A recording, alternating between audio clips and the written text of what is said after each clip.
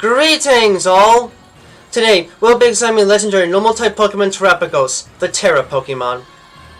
With power that is just as mysterious as its origin in biology, Terapagos is a fascinating entity whose entire existence is responsible for one of the most unique environmental and combat-based phenomenon that could ever be found within the boundaries of a region. In its normal form, Terapagos has the appearance of a turtle of some kind, its main body consisting of a palm-sized glittering green and goldish hexagonal prism, which acts as a shell for it, with its limbs, neck, head, and tail being covered in blue scaly flesh, its tail having a 4-point prism star at the end, as well as the torus rings of gem material around its ankles and neck. It further possesses a 4-pointed star-shaped crystal marking on its legs, neck, and forehead, and its head is adorned with 2 crystal-like ears and a 3-part link chain of crystals on its head that changes from aquamarine to purple in color towards the end, further having a large toothless mouth, small pink nostrils, and large eyes with pink rims and blue irises with white star-shaped pupils. In its terrestrial form, the creature's head ornament vanishes for the most part, leaving only a single unit of the chain intact, as the rest of its form becomes engulfed within a massive shell of crystallized Terra energy, the shell forming thick aquamarine gold fur on its front, and a long, wide, furry trail of hair of the same color pattern in the back. The shell itself becomes covered in a crystalline mosaic of symbols representing the different known elemental types, with glowing bluish gold energy radiating between the shell spaces, topped off with a large raised crystalline core in the center.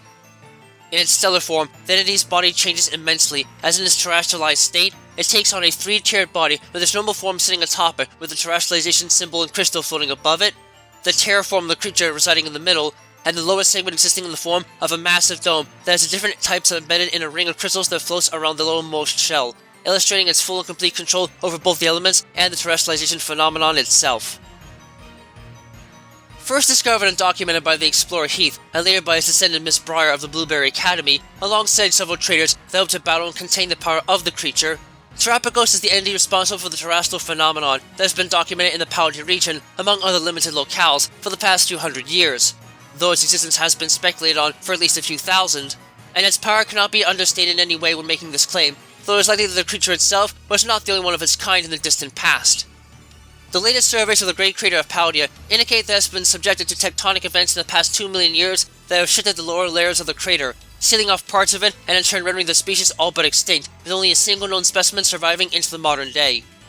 Even so, the fact that these entities are around anymore at all in the first place is still an astonishing feat, and the effects of even a single surviving member are incredible, as a single surviving member is responsible for not just all the Terra crystals found in the region, as well as the Kitakami region in the Blueberry Academy's terrarium, but is also now believed to be the primary power source behind the time machine that was built in Area Zero by late Professor Sada and Turo of the region, gifting its capacity to turn elemental energy into a solid crystalline form. How it is able to actually have any control over time and space is not entirely understood, but it seems to be much more limited than that seen in some other species of Pokemon, as it can only bring those from the past into the present for short periods of time. Even so, this feat is still incredible and more than shows unique and special powers that this creature possesses, but that is barely the tip of the iceberg for the entity is actually capable of in practice. To understand the sheer power that is at the disposal of Terapagos, it must be noted that the entity is known to exist in 3 different forms. In its default normal form, the creature uses its small shell primarily for defense and little more, as the creature will often have its form absorbed into it in order to keep itself protected and in a period of dormancy, looking like a hand-sized hexagonal terrestrial crystal. This allows the creature to sustain itself for millennia, and seems to be fairly nondescript for the most part. In this state, it is actually rather weak, and doesn't have a lot of solid power to it in order to conserve energy, but it is still incredibly playful and can be fun to interact with, taking a very non-aggressive stance towards other life forms and humans especially. However, this form is also unique in that Terapagos only ever really occupies it outside of a combat situation, as it helps to keep its power under control. If the creature is placed into a battle of any type, its signature Terra Shift ability, which reacts to the presence of any and all terrestrial energy, will activate, absorbing terrestrial energy from nearby sources in order to transform it into its Terra form. This has the effect of slightly increasing its base HP stat, moderately increasing its base special defense stat, considerably increasing its base attack, defense, and speed stats, and critically increasing its base special attack stat. This change also converts its ability into Terra Shell, a potent defensive shield that utilizes raw terrestrial energy crystallized into the defensive shell for protection and greater power, in order to create a temporary energy shield that ensures that the first hit from an attack at the start of a battle will only deal ineffective damage against them, no matter what type it may be, as Terapagos absorbs part of the attack's energy. This can help ensure that the beast has the chance to really make itself a threat against others and utilize its power to the max, but this is just its default level of battle power, as it can still go further beyond this. If Terapagos is exposed to high concentrations of terrestrial energy, namely through the direct process of terastallization, it will actively shift form once more into its unique stellar form, gaining the stellar type in the process and unleashing its true power, the power that is truly responsible for the creation of the terrestrial phenomenon in the first place. In this state, the entity experiences yet another significant boost to its base stats, with a nearly unfathomable increase to its base HP stat, as well as a slight increase to its base attack stat, and a considerable increase to its base special attack stat. In this state, it takes on the Terraform Zero ability, which, once active, has the effect of completely overwhelming its surroundings with an intense blanket of terrestrial energy, removing all weather and terrain effects present in the process and wiping the battlefield clean for its own needs. This power not only grants it the full benefits of the stellar type, but also changes the attributes of the creature's signature Terra Starstorm attack, which is given the added benefit of being able to strike multiple opponents in battle. This makes Terapagos incredibly powerful, but at the same time the beast is completely overwhelmed by its own power and becomes unable to control it, which can lead to disaster, as its overflowing power can destabilize Terra crystals with an energy overload and potentially cause mass destruction in the process. Moreover, it can actually be incredibly hard to damage, as it is able to siphon the Terra power from other nearby terrestrialized Pokemon to create defensive barriers just like a Pokemon in a Terra raid, with only attacks from other terrestrialized Pokemon being able to actually damage and break these shields as they are generated. If weakened enough, Terapagos can be rendered incapable of further raising shields, making it possible to defeat it and even capture it. The fact that it can break out of even Master Balls otherwise, however, attests to the sheer power of the entity, and in turn renders it a threat to all that cannot bypass its shield somehow to take it down.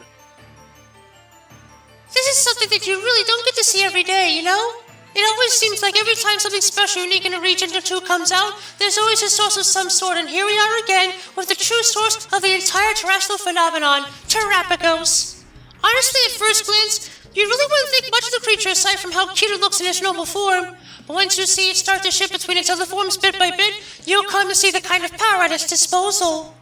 The power of a Pokemon to change its very type assignment more than goes against conventional battling for many, and this entity, despite being a normal type on its own, can more than harness this same power to render itself a force to contend with in any conflict. Between its powerful stats and unique Terra Starstorm attack, it can more than probe the likes of other powerful Pokemon, and even draw Terra energy in its strongest state to protect it and keep it relatively safe from attack. Despite all of this power, however, this little critter is indeed quite friendly and easy to get along with if it's known to terrestrialized frenzy. So for any that are lucky enough to meet it out of battle, its lovely nature should be noted as a cover for the sheer power it can wield when given the opportunity. Though its form might not initially give off the feeling of concern or terror, Terapagos is a potent entity in any powered state, and as a source of terastallization as a whole, it more than shows the versatility of the type as far as defense goes. The chances of running into this turtle might not be that great for most, but if you're able to travel to the depths of Area Zero to explore its deepest reaches, you may just find it to be more real than any myth could ever claim it to be. Just do yourself a favor and make sure that you bring plenty of different types of Pokemon if you wish to confront it directly, or the potent defensive shields you can wield at maximum power might make it all but impossible to seriously damage it while it sweeps you away to the stars above.